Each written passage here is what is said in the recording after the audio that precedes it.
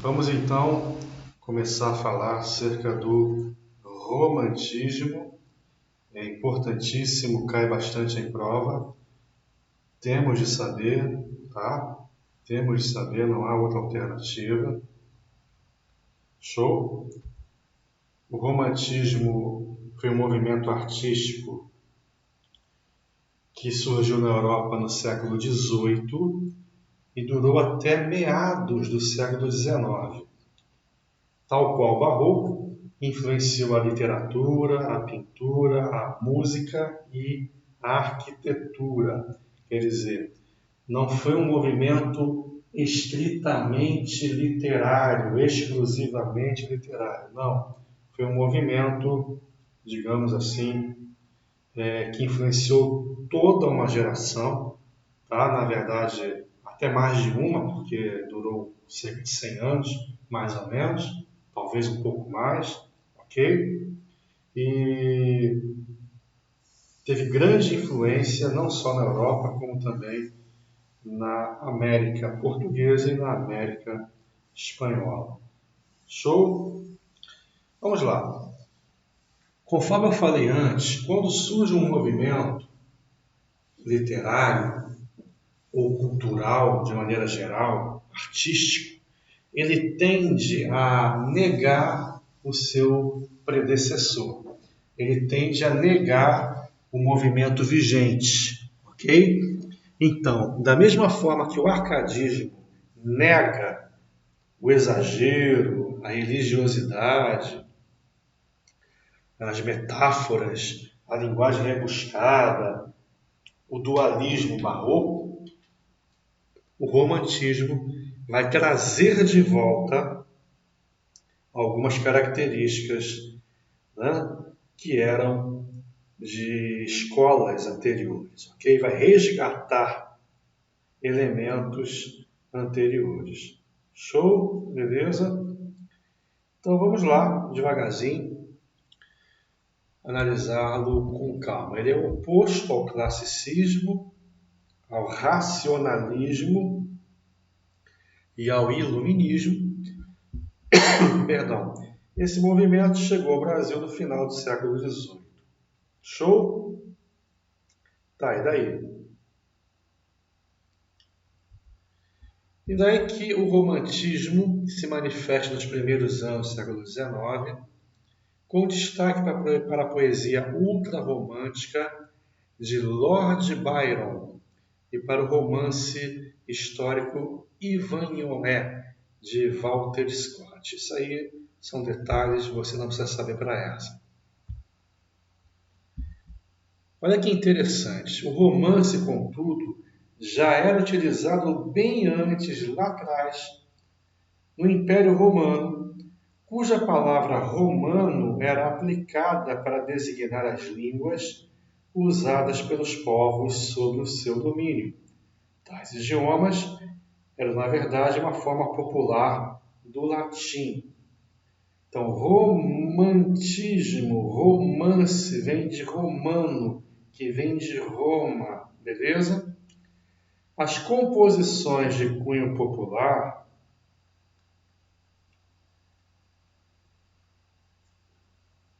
perdão, gente, pouco,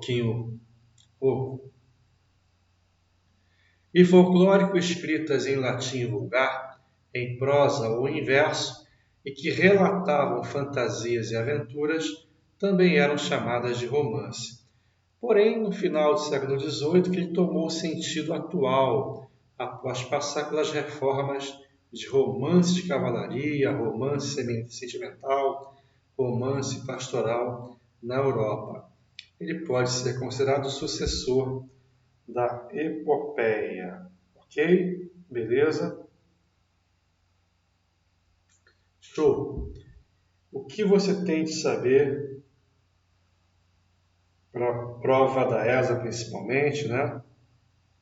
Acerca do romantismo. Primeiro, que é uma oposição ao modelo clássico. Segundo, estrutura do texto em prosa, ou seja, um texto longo. Desenvolvimento de um núcleo central. narrativa ampla refletindo uma sequência de tempo, o indivíduo passa a ser o centro das atenções, surge um público consumidor dos chamados folhetins, ok? Você deve ter ouvido falar desse termo. Hoje em dia, o termo folhetim é utilizado para se referenciar às novelas, tá? Ao folhetim das 7, a novela das 7. Uso de versos livres e versos brancos. Isso aqui é importante, tá? Exaltação do nacionalismo, da natureza e da pátria. Então, aqui, de certa forma, algum paralelismo com o arcadismo, né? Idealização da sociedade, do amor e da mulher, a mulher idealizada, a mulher praticamente um ser divino. Ela é idealizada, quer dizer, nunca conquistada, e sim sempre almejada, algo impossível, algo inalcançável. A mulher é praticamente divina, por isso inacessível. Criação de um herói nacional, sentimentalismo e supervalorização das emoções pessoais, subjetivismo e egocentrismo, saudades da infância, show, e fuga da realidade. Quer dizer, o romântico, ele foge da realidade porque ele idealiza a sociedade, idealiza o amor, idealiza a mulher.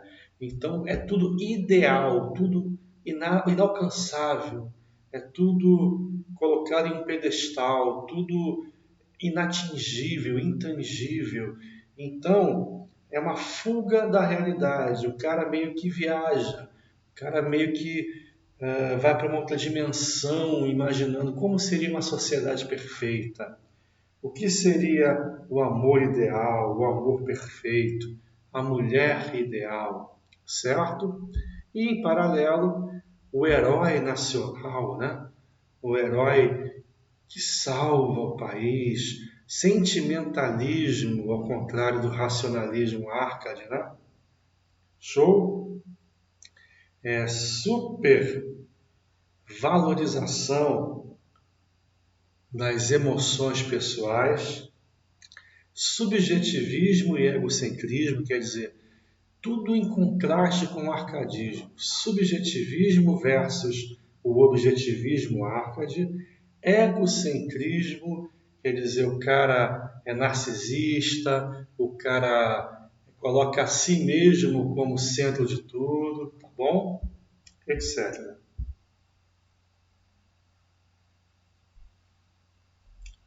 Show? O que mais? Aqui nós temos uma tabela com as diferenças entre o classicismo, o arcadismo, enfim, e o romantismo. Segue um padrão clássico, versus não há modelo a ser seguido, universal versus individual, impessoal e objetivo, versus pessoal e subjetivo, conforme nós já falamos. A antiguidade clássica era a fonte em que os escritores do classicismo bebiam, a Idade Média já era a fonte do romantismo. Paganismo versus cristianismo, então você volta a ter uma preocupação com a religiosidade, você volta a ter uma preocupação com Deus, com a relação com Deus, uma preocupação com a salvação da alma, você volta a ter esse tipo de elemento no romantismo. Show? O que mais? Inteligência versus imaginação. O que mais? Razão versus sensibilidade. Erudição versus folclore. Disciplina versus libertação. Imagem racional do homem e da mulher versus imagem sentimental e subjetiva do homem e da mulher. Perfeccionismo da forma versus versus livres e brancos. Show! Beleza, tudo isso aqui nós já falamos.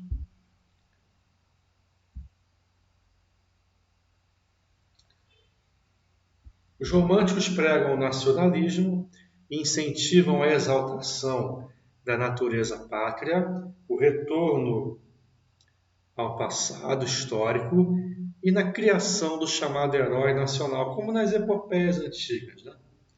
Na literatura europeia, os heróis nacionais são belos e valentes cavaleiros medievais. Na brasileira, são os índios, igualmente belos, valentes, porém civilizados. Interessante, né? No Brasil, o período histórico era marcado por um sentimento nacionalista, em especial pelo fato marcante que foi a independência em 1822. Encontramos, pois, elementos que caracterizam o período presente nas obras dos autores românticos. Então, numa primeira etapa do romantismo, isso é importante que eu vou falar agora, numa primeira etapa do romantismo, há uma exaltação da pátria, já que o Brasil estava nascendo como nação independente naquele período. Né? Então, não é nem um pouco surpreendente que o país que estava acabando de nascer fosse exaltado nas obras literárias da época. Né? Então, um clima de nostalgia também presente nas poesias do Álvares de Azevedo, Fagundes Varela, não podemos esquecer do Gonçalves Dias, né? Autor da famosíssima Canção do Exílio. Tá? O que mais? E lá na frente, no chamado terceiro período, terceira fase, terceiro momento do romantismo, há o Castro Alves, né? Que aborda temas polêmicos como a escravidão. Show? Então você tem, no primeiro momento, um romantismo nacionalista de exaltação ao índio, a pátria brasileira, tudo que tem a ver com o Brasil, a brasilidade, ok?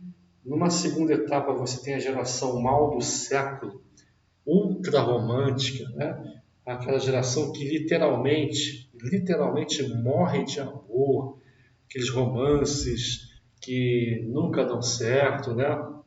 A mulher impossível, idealizada, inacessível, ok? E a chamada geração condoreira, que já seria mais para o final do século XIX, abordando temas mais ligados às causas sociais, já passando aí por uma transição entre o romantismo e o próximo estilo, que seria o realismo, tá bom? Então já seria um romantismo de transição. Vamos falar sobre isso daqui a pouco. Show? A produção romântica foi rica e vasta, tanto em outros países quanto aqui, tanto em prosa quanto em versos. E aí você tem de saber as características tanto da prosa quanto das poesias. Na poesia, a obra que marca o início do romantismo no Brasil é Suspiros Poéticos e Saudades, de Gonçalves de Magalhães. Ok? Não é um poema dos mais exaltados pela crítica, porém tem seu valor como registro histórico. Primeira geração romântica, como eu já falei, né? Influenciada pela independência do Brasil, é muito nacionalista, buscava identificar o país com suas raízes históricas, linguísticas e culturais. O desejo era o de construir uma arte brasileira, livre da influência portuguesa, e o sentimento era de nacionalidade, brasilidade, resgatando elementos da nossa história. Foi fortemente marcado pelo indianismo e trazia à tona, que está errado, tá? Trazia à tona elementos da natureza como flora e fauna brasileiros. O índio era exaltado como herói, pois representava o povo brasileiro e o Brasil em sua essência, tá bom? Então, na primeira fase, na primeira geração romântica, você tem nacionalismo, indianismo, exaltação da brasilidade, exaltação do Brasil e todos os seus elementos culturais e artísticos, tá bom? Gonçalves Dias foi talvez o maior poeta da primeira geração romântica, tá? Ele é lembrado como poeta indianista. Ele escreveu sobre temas relacionados à figura do índio. Também foi jornalista, advogado e retinólogo. Show? Destacam-se Canção do Tamoio e Jucapirama, Leito de Folhas Verdes, Canto do Piaga. A Canção do Exílio, escrita durante seus estudos em Lisboa, famosíssima.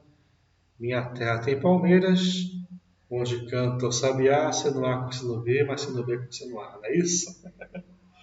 As aves que aqui gorjeiam, não gorjeiam como lá. Show, beleza? O Gonçalves de Magalhães foi considerado um dos precursores do romantismo no Brasil, patrono da cadeira número 9 da ABL, exerceu também a profissão de jornalista, médico, professor e diplomata. Quando o cara tinha acesso à educação naquela época, claro, ele era a minoria da minoria da sociedade, né? Enfim, quando o cara tinha acesso à educação, em geral, ele tinha acesso mesmo e passava a vida estudando. Então havia, muitas vezes, mais de uma especialidade. O cara era jornalista, médico, professor e diplomata, era um pouquinho de tudo. Porque havia poucas pessoas com educação, digamos, superior no Brasil. Pouquíssimas pessoas. Então, o cara que tinha acesso acabava muitas vezes se formando em áreas totalmente distintas, até para que ele fosse mais bem aproveitado pela sociedade, né? Outro cara importante, Araújo Porto Alegre. Ele acompanhou o Gonçalves de Magalhães na revista Brasiliense em Niterói, publicando poemas desvelando um forte sentimento nacionalista. Também era um pintor e cartunista, fazendo caricaturas e desenhos satíricos sobre o Brasil. Aqui um exemplo do texto do Porto Alegre, fica como curiosidade para vocês, a prova da ESA não vai cobrar. Bem, conforme também comentamos ainda há pouco, a chamada geração mal do século. O que é isso? Ultrarromantismo, né? Neste período que se iniciou por volta de 1850, a poesia via de encontro às ideias e temáticas da geração anterior. O eu lírico volta mais para si e afasta-se da realidade social à sua volta. Traz em si o pessimismo e o apego aos vícios. Então não é mais aquela poesia nacionalista de exaltação ao índio, tipo, já encheu o saco, já deu. Agora vamos para uma nova etapa, vamos mudar o estilo, vamos trazer elementos novos ao romantismo. Agora ele se volta, o poeta, para si, ok? E aí, elementos como noite, melancolia, sofrimento, morbidez, medo do amor, todos esses elementos são recorrentes em textos poéticos. O eu lírico vive em meio à solidão, aos devaneios e às idealizações. O eu lírico sonhador, né? Que almeja coisas grandes, inatingíveis, inacessíveis, e por isso mesmo o pessimismo, e até como consequência o apego aos vícios, tá bom? Show! Álvares de Azevedo foi talvez o principal poeta da segunda geração romântica, né? A geração mal do século. Depressão em excesso, enfim, morrer de amor, literalmente falando, o cara definhar, não querer comer, enfim, porque a mulher amada não lhe deu bola, não lhe deu atenção, não correspondeu ao interesse dele. Porque normalmente a mulher amada é de uma classe social diferente da do poeta. O poeta é um cara ferrado, do povão, mas se apaixona perdidamente por uma mulher da alta sociedade, que é inatingível, inalcançável, né? Por isso que ela é divinizada muitas vezes, né? Então, esses amores não correspondidos, né, que vai gerar tragédias, mortes, enfim, são temas recorrentes da segunda geração romântica, né? Por isso o mal do século, morrer de amor, depressão, não havia o termo depressão, pelo menos não do jeito que conhecemos hoje, mas essa melancolia exagerada, né? O cara definhar até morrer de fome, de inanição, de propósito, né? Por não querer viver por conta da mulher amada não corresponder ao seu amor, enfim. O Obras de Azevedo ele foi um patrono da ABL, cadeira número 2, inclusive, ok? Morreu prematuramente, já que ele acabou encarnando aquilo que escrevia, né? Então, viveu apenas 16 anos, né? Infelizmente, sua produção literária só foi publicada após a sua morte, ok? Então, ele meio que encarnou aquilo que ele escreveu. A poesia que está aqui, Se Eu Morresse Amanhã, foi escrita há cerca de um mês antes da morte do autor, foi lida em público na cerimônia do seu enterro. Tá? Fica como curiosidade aí para vocês. Junqueira Freire, patrono da cadeira 25 da ABL, também fez parte da segunda geração dos poetas românticos. Escreveu a obra Inspirações do Claustro. Claustro, lembrando, claustrofobia, né? Medo de lugares fechados, né? Após residir no mosteiro de São Bento, com séria doença cardíaca que lhe debilitava, morreu jovem, como muitos poetas de sua geração. Fagundes Varela foi um dos maiores expoentes da poesia brasileira da segunda geração do romantismo e patrono da cadeira número 11 da ABL. Dedicou-se à literatura, a qual nota-se refletido suas tristezas e angústias na vida. Com isso, entrega-se à boemia e falece com apenas 34 anos. Então, outro aí fracassado, derrotado pela própria melancolia. Cântico do Calvário, inspirado na morte prematura do filho de seu primeiro casamento, fica como curiosidade. Terceira geração ou geração condoreira, tá importante. A última geração da poesia romântica se inspira em Victor Hugo e traz um foco político e social. Estamos falando do final do século, o último quarto, né? Os últimos 25 anos do século XIX, por isso ideias abolicionistas e republicanas estavam pairando no ar, ok? E junto com elas o desejo de se libertar do império. Aí você já começa a perceber uma transição para o realismo, que virá em seguida, ok? Tanto é que tem como foco a realidade social, a crítica à sociedade, a poesia liberal, enfim.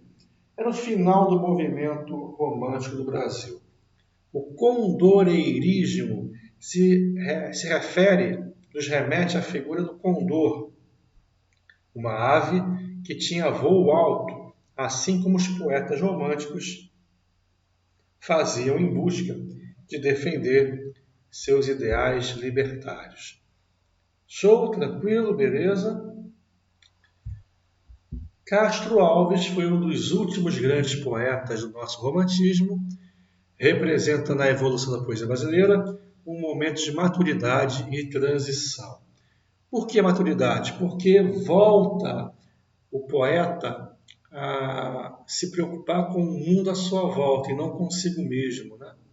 Enfim, Por quê? Porque não vai mais se preocupar com a idealização amorosa ou nacionalismo fanista, e sim um tratamento mais crítico e realista à vida que ele vai fornecer em suas poesias, ok? Transição, porque sua visão mais objetiva de realidade aponta para o movimento literário seguinte, o realismo, que já predominava na Europa. Então, na Europa, já estávamos vivendo os primeiros anos do realismo, que virá para o Brasil, que vai chegar ao Brasil através do Machado de Assis. Né? O poeta dos escravos foi um poeta sensível aos graves problemas sociais de seu tempo. Expressou sua indignação contra as tiranias e denunciou a opressão do povo. A poesia abolicionista é sua melhor realização nessa linha, denunciando energicamente a crueldade da escravidão e clamando pela liberdade. Seu poema mais famoso é O Navio Negreiro. Aqui embaixo um trecho para você depois ler com calma. Tobias Barreto, também patrono da ABL, Cadeia 38, foi o líder do movimento intelectual, poético, crítico, filosófico e jurídico, conhecido como Escola do Recife, que agitou a Faculdade de Direito do Recife. Show foi filósofo, escritor e jurista. Souzangrade, uma aglutinação aí, ó. Composição por aglutinação. Destacou-se pela ousadia e originalidade, seja pela escolha de temas sociais, nacionalistas e nostálgicos, bem como pelo uso de palavras estrangeiras em inglês e também termos indígenas e neologismos.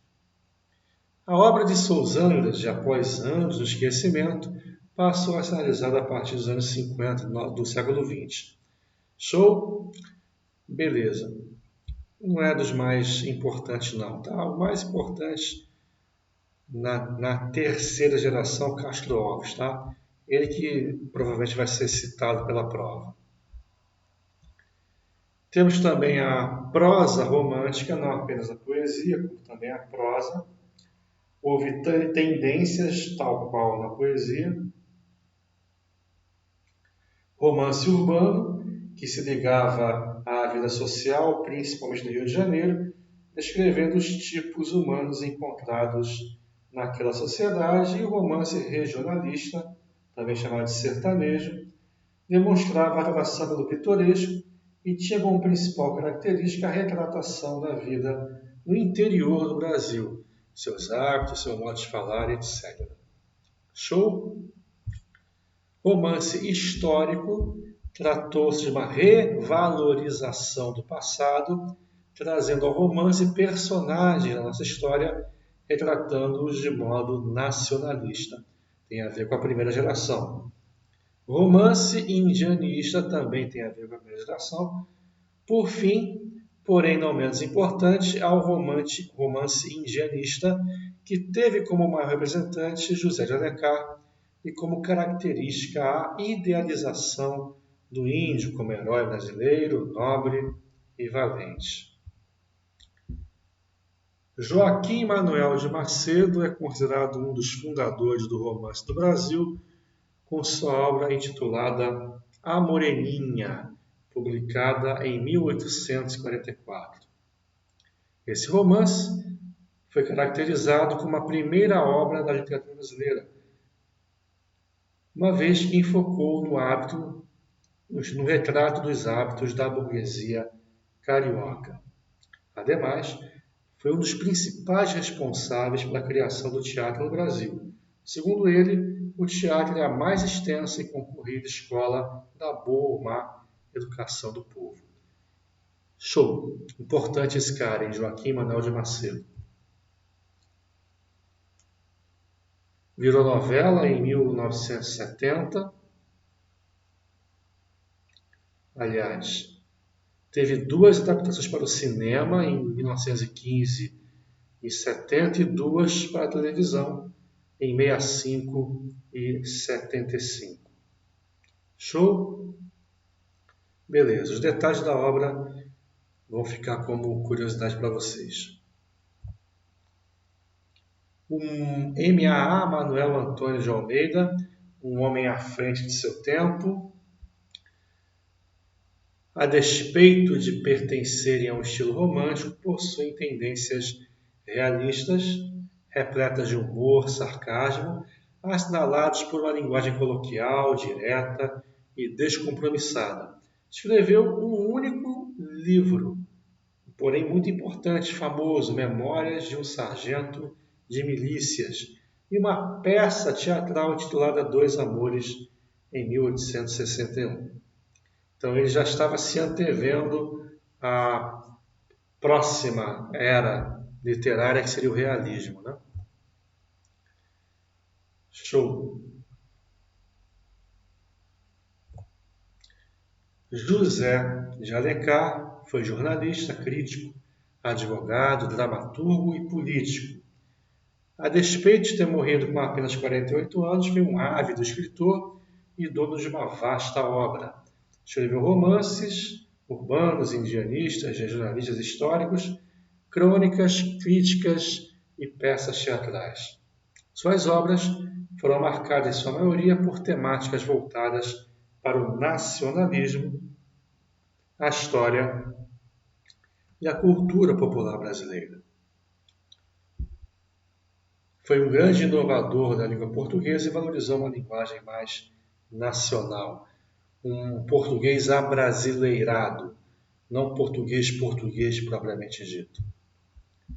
Talvez sua obra mais importante seja O Guarani, virou inclusive ópera por Carlos Gomes em 1870, virou novela, virou filme, quadrinhos, séries, enfim, uma obra muito conhecida do José de Alencar, bem como Senhora também, outro romance muito famoso. Iracema, né? Também muito importante. A Virgem dos Lábios de Mel também foi lançado como filme. Beleza, então chegamos ao fim da nossa primeira parte de literatura. Falamos sobre o quinhentismo, o barroco, o arcadismo e o romantismo. Na próxima leva de slides, nós vamos falar sobre o realismo, naturalismo, parnasianismo, simbolismo, pré-modernismo e modernismo, ok? Não perca, todos são importantes, todos podem cair na prova de vocês. Obrigado, até a próxima.